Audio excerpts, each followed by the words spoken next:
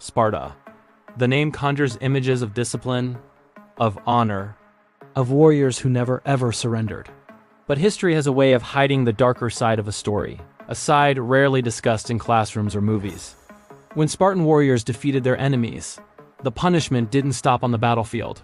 It followed the survivors home, seeping into the very fabric of their families. And for the wives of those defeated warriors, what came next was not mercy. It was humiliation, erasure. It was a fate designed to break not just bodies, but entire bloodlines. This is the story history often prefers not to tell. To understand what happened to these women, you have to understand one crucial thing about their world. Sparta was not a normal society. It did not value individuals. It valued strength, dominance, and the survival of the state above all else. From the moment they could walk, men were molded into soldiers. Weakness was the ultimate sin, and defeat was unforgivable. In Sparta, defeat was contagious. If a man failed the state, the stain of his failure did not die with him on the battlefield. It spread like a poison to his name, his family, and especially to his wife. She was left to carry the weight of his perceived shame.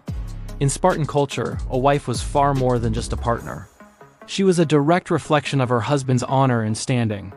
When a warrior was defeated, captured, or killed in a way deemed dishonorable, his wife was immediately transformed in the eyes of society. She became a living reminder of weakness. She was seen as a broken link in the Spartan bloodline, a woman forever tied to a failed man.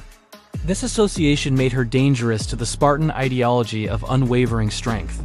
And as we know, Sparta had its own brutal methods for dealing with things it considered dangerous. Her very existence became a problem that the state felt compelled to solve. Sparta believed that punishment should be both public and lasting, a spectacle to reinforce its values.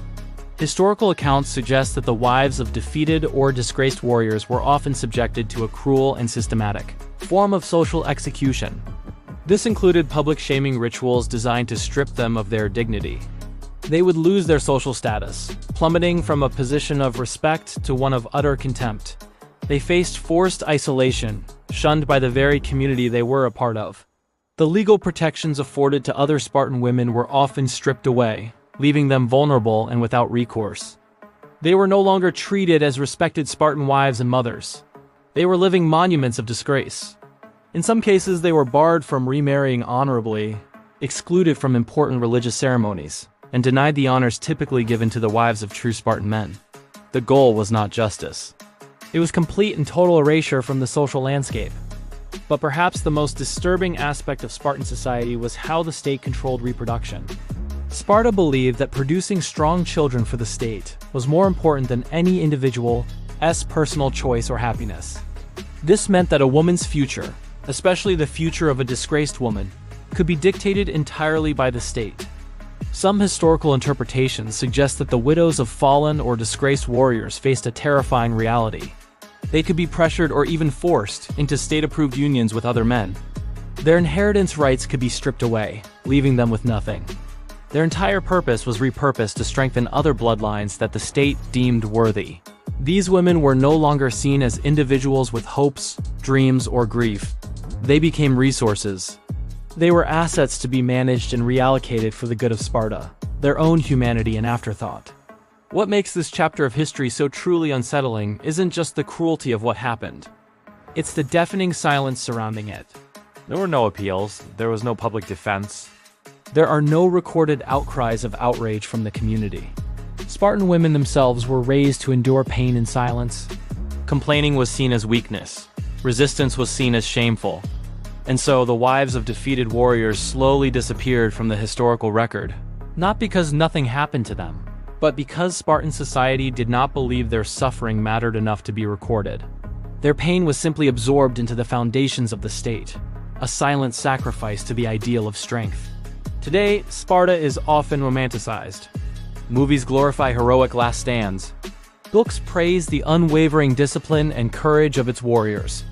We are drawn to the idea of a society built on absolute strength and unbreakable will. But societies built on such rigid foundations always hide something dark underneath. This story challenges that myth. It serves as a stark reminder that the perceived greatness of Sparta came at a terrible cost. A cost paid not only by its enemies, but by its own people. And it was a cost disproportionately borne by the women who were given no voice, no choice, and no escape. What the Spartans did to the wives of defeated warriors wasn't written into stone tablets or formal laws. It didn't need to be. It lived in the social customs, in the whispers, in the fear, and in the shame. And that, perhaps, is the most unspeakable part of it all. Because history doesn't only remember what was done.